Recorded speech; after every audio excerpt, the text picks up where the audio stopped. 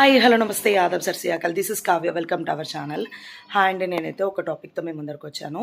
Topic ఏంటి అని అంటే దానికి చెప్పే ముందు నేను కాసేపు అయితే మీతో మాట్లాడతాను.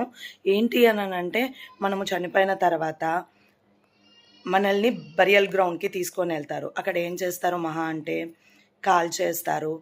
కొంతమంది వచ్చేసి పూజ చేస్తారు. పూజ చేసిన తర్వాత ఆర్గాన్స్ కానీ అవన్నీ ఏమైపోతాయి, కాల్చేసిన వెంటనే కాలిపోతాయన్నమాట. అంత బూడిదైపోతుంది. పూజ చేస్తే అది అట్లా అయిపోతుంది. దానివల్ల ఏం లాభం మనకి? మన నుంచి ఇంకొకరికి ఏం లాభం? అసలు ఏమీ లాభం లేదు గదా!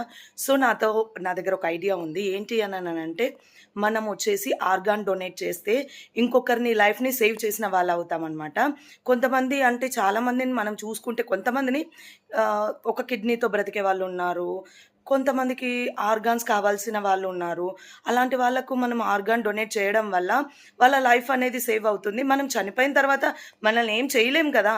సో, దాన్ని కాల్చేసే బదులు, బూడిద చేసే బదులు ఇంకొకరికి ఆర్గాన్ డొనేట్ చేస్తే ఎంత బావుంటుందో ఒక్కసారి ఆలోచించండి. ఈ వీడియో నచ్చినట్టయితే లైక్ చేయండి, షేర్ చేయండి, కామెంట్ చేయండి. పక్కనే బెల్ సింబల్ ఉంటుంది నొక్కేసేయండి. Thank you so much. Bye by.